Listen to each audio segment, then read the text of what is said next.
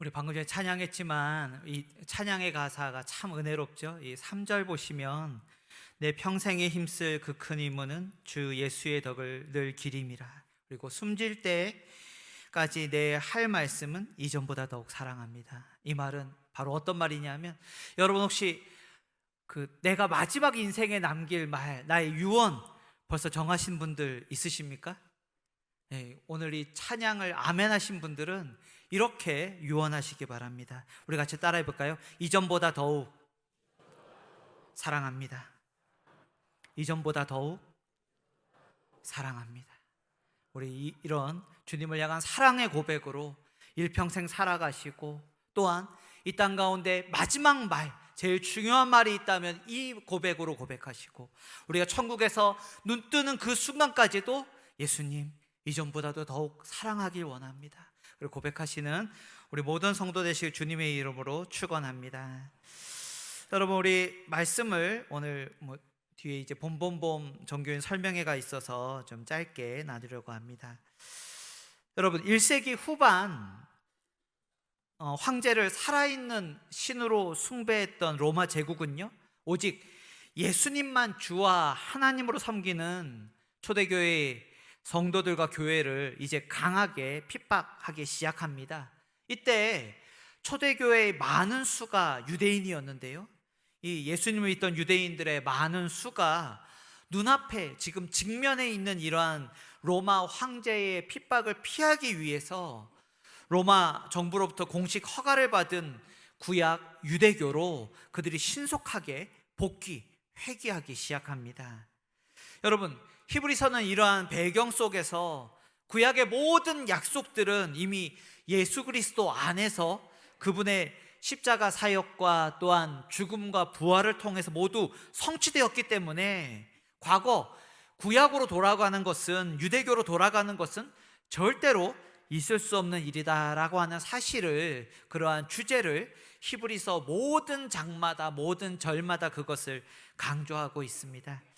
특별히 오늘 본문에서는요, 예수님이 하신 이 모든 사역들을 통해서 믿는 우리들에게 어떠한 복락들을 허락해 주셨는지 우리의 모든 시선과 관심을 오늘 우리들에게 집중시키고 있습니다. 오늘 말씀 어떻게 시작되고 있습니까? 10절 말씀 한번 들어보시면요, 그러므로 만물이 그를 위하고 또한 그로 말미암는 이가 많은 아들들을 이끌어 영광에 들어가게 하시는 일에 그들의 구원의 창시자를 고난을 통하여 온전하게 하심이 합당하도다라고 오늘 말씀이 시작되고 있습니다.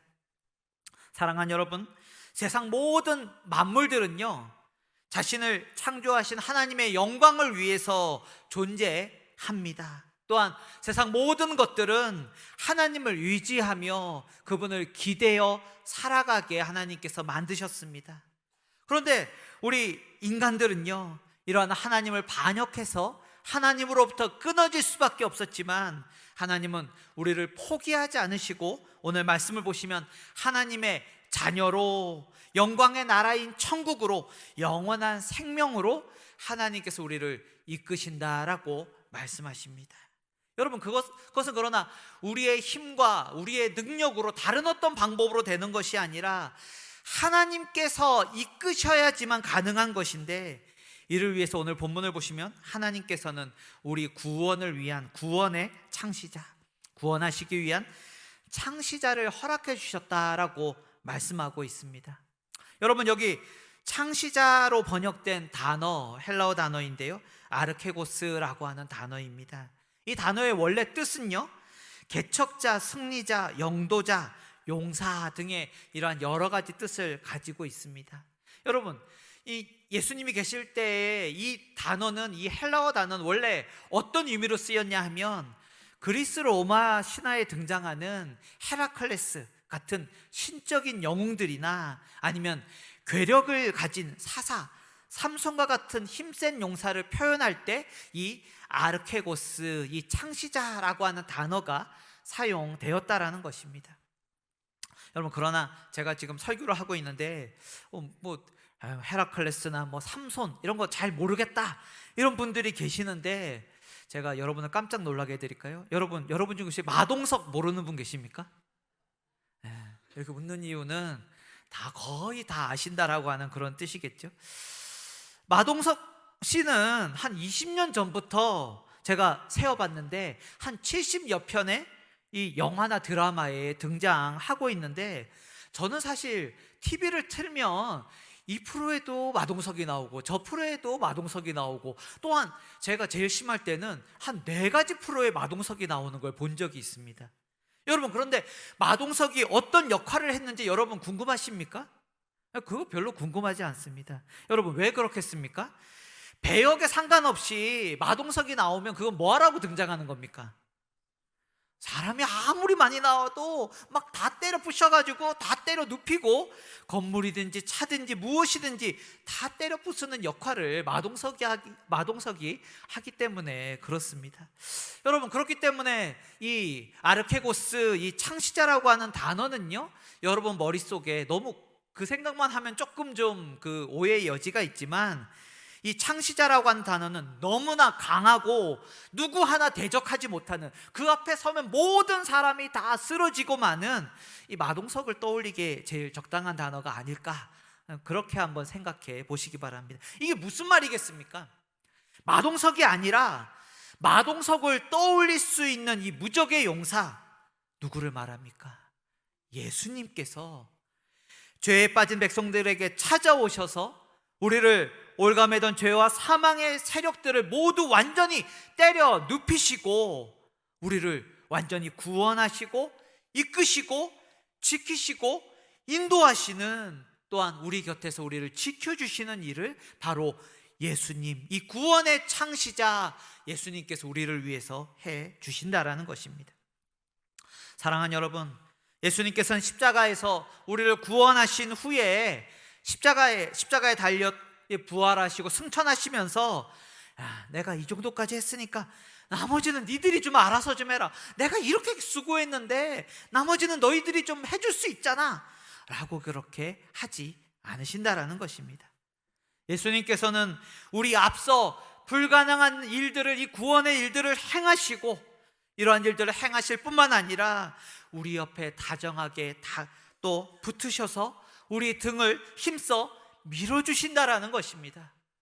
여러분, 이것에 대해서 너무 강조하는 말씀의 내용들이 11절부터 등장하고 있습니다. 여러분, 11절 한번 보십시오. 거룩하게 하시는 이와 거룩하게 함을 입은 자들이 다 한 근원에서 난지라.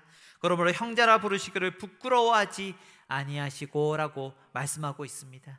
여러분, 이게 무슨 뜻이냐면, 우리를 거룩하게 하시는 구주 예수 그리스도와 그분을 통해서 거룩함을 받은 우리가 한 근원, 이 한 근원이란 이 단어는 한 가족이 되었다라고 하는 뜻을 가지고 있습니다.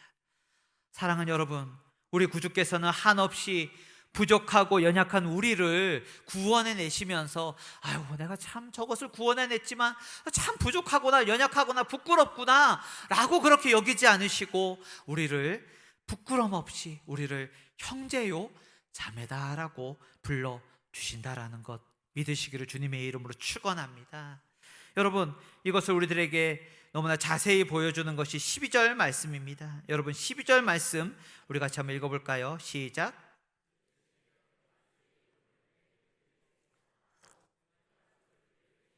찬송하리로다 하셨으며 아멘. 이 구절은요, 히브리서 기자가 예수님께서 우리를 형제 자매로 이렇게 다정하게 불러주시고 함께 해주시는 것, 우리를 부끄러워하지 않으신다라는 것을 증명하기 위해서 구약 성경에서 인용한 한 구절입니다. 여러분, 우리 성경 아래의 각 줄을 보시면 어떤 성경을 인용했다라고 말씀하고 있습니까? 시편 22편 22절을 인용했다라고 말씀하고 있습니다. 시편 22편 22절은 이렇게 말씀하고 있습니다. 내가 주의 이름을 형제에게 선포하고 회중 가운데서 주를 찬송하리이다. 사랑하는 여러분, 특별히 이 인용된 이 한 구절이 있는 22편은요 아주 매우 특별한 그러한 시편입니다. 왜 그렇겠습니까? 시편 22편은 이렇게 시작하고 있습니다. 내 하나님이여, 내 하나님이여, 어찌 나를 버리셨나이까. 여러분, 이것은 다윗의 시편이기도 하지만 동시에 십자가에 달린 예수님께서 고통 중에 토해내신 부르짖음의 기도라는 것, 그 가상 7원 중에 하나라는 사실 여러분께서 모두 알고 계실 것입니다. 여러분, 그러나 우리가 특별히 이해하고 생각해야 될 것이 있는데요, 유대인들은 어떤 시편이든 그 시편의 1절을 시작하면요, 그것은 그것의 한 절만 시작하는 것이 아니라 마지막 절까지 다 끊지 않고 이어서 다 고백하고 노래하고 기도하는 이러한 전통을 가지고 있다라는 것입니다. 우리도 어떻게 합니까? 여호와는 나의 목자시니 라고 그걸 고백하면 마지막까지도 줄줄이 이렇게 고백하지 않습니까? 유대인들은 아예 어렸을 때서부터 신앙교육을 그렇게 받았기 때문에 매 한 절을 얘기하면 끝까지 이어서 한다라는 것입니다. 이렇기 때문에 우리 신앙교육이 중요하고 성경 암송이 중요하고 우리 교회에서 하는 어하나 프로그램 이런 거 너무 중요한 것 같습니다. 그러니까 우리 예수님께서요, 십자가에 달리셔서 극한 고통 중에서 시편 22편 1절로 엘리 엘리 라마 사막다니, 곧 나의 하나님 어찌하여 나를 버리셨나이까 라고 탄식하시며 이렇게 시작하는 것이, 그걸로 끝나는 것이 아니라 그 시편에는 어떤 구절도 있는지 아십니까? 나는 벌레요 사람이 아니다 라고 이렇게 고난 중에 말씀하셨어도 이것의 22절이 어떤 구절이라고요? 내가 주의 이름을 형제에게 선포하며 회중 가운데 주를 찬송하리이다 라고 그렇게 주님께서 고백하셨다라는 것입니다. 사랑하는 여러분, 예수님께서 십자가에서 고난 받으셨습니다. 참을 수 없는 수치와 조롱을, 극악한 고통을 감당하셨습니다. 십자가는요, 우리가 상상하고 우리가 예상하고 우리가 모든 것을 생각할 수 있는 것 그 이상의 최악의 것이 바로 십자가라는 것, 여러분 기억하시기 바랍니다. 십자가는요, 가장 잔인한 고통의 현장을 보여줍니다. 그리고 그것만이 아닙니다. 보여주는 것뿐만 아니라 십자가는 그 곁에서, 우리가 그 곁에 있다면 두 귀를 막은 그 두 손을 뚫고 들어오는 신음과 비명이 들려오는 곳이 바로 십자가의 자리라는 것입니다. 그리고요, 십자가의 사방 근처에는 세상에 가장 더럽고 역한 냄새가 코를 찌르는 곳이 바로 십자가라는 것입니다. 그러나 예수님께서는 이 고난을 자처하셨습니다. 이 모든 것은 예수님께 십자가에서 구원하실 우리를 향해서 두 팔을 벌리시고, 보라, 하나님께서 내게 주신 내 자랑스러운 형제요, 사랑하는 내 자매다 라고 불러주시기 위해서 예수님께서 그 고난 당하셨음을 믿으시기 바랍니다. 그렇게 사랑하는 여러분, 예수님은 우리의 형제보다 더 가까운 분이란 사실을 믿으시기 바랍니다. 예수님은 우리들에게 그 누구보다도 더 다정하시고 더 친밀하신 분이십니다. 여러분, 우리가 그것을 어떻게 알 수 있습니까? 이것을 위해서 영광스러운 하늘 보좌에 앉아 계신 우리 예수님께서 그 존재와 속성이 영원하고 불변하신 성자 하나님께서 우리와 똑같은 모양으로, 우리와 같은 한계와 연약함을 지니시기 위해서 혈과 육, 즉 살과 피를 가지신 진짜 인간이 되셨다라는 것입니다. 여러분, 왜 이 영광의 하나님이 비천한 인간의 몸을 입으셔야만 했습니까? 14절 말씀 우리 같이 한번 읽어볼까요? 14절 말씀입니다. 시작.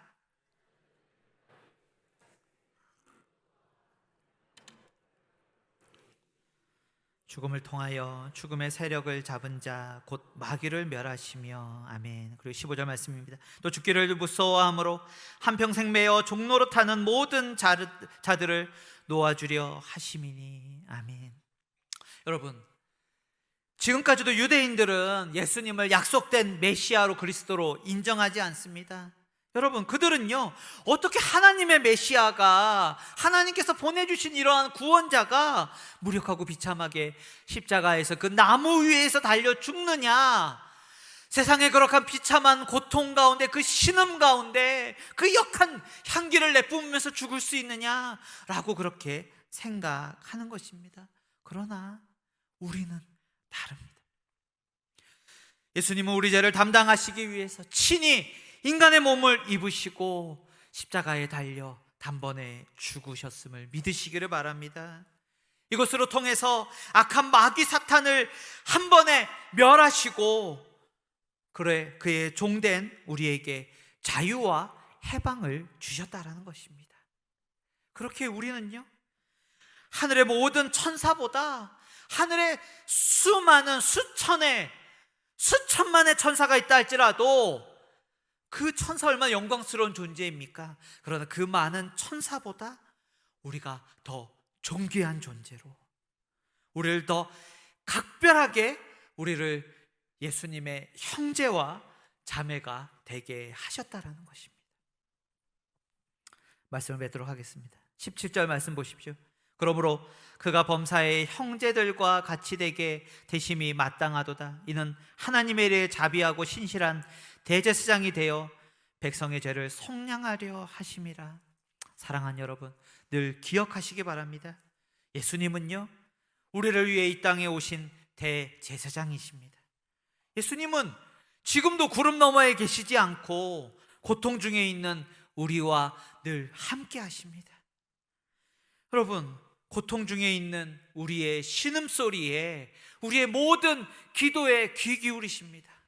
우리가 정말 아무것도 기도할 수 없어, 한숨밖에, 탄식밖에 할 수 없는 그 순간에도, 아니 우리가 무엇을 기도해야 될지 전혀 모르는 무지하고 연약한 상태에 있다 할지라도 예수님은 우리를 너무나 잘 아시고 우리를 위해서 기도해 주십니다. 왜요? 그분은 우리의 연약함을 아시고 우리의 힘듦을 몸소 겪으시고 우리를 도와주신다 약속하셨기 때문에 그렇습니다. 그분은 우리를 부끄러워하지 않으십니다. 그분은 우리를 자랑스러워 하십니다. 그분은 우리를요, 진정으로 사랑하십니다. 우리가 이 땅에 다른 어떤 것이 아니라 지금도 두 팔 벌려 우리를 각별하게 여기시고 우리의 이름을 부르시고 우리를 사랑하시고 우리의 모든 것 가운데 함께 계시는 예수 그리스도께 나아오시는 우리 모든 성도 되시기를 바랍니다. 그분은요, 우리를 위해서 가장 낮고 비천한 자리로, 죽음까지도, 지옥의 가장 깊은 자리까지도 감당하신 예수 그리스도이십니다. 18절 말씀 보시면 그가 시험을 받아 고난을 당하였은즉 시험 받는 자를 능히 도우실 수 있느니라.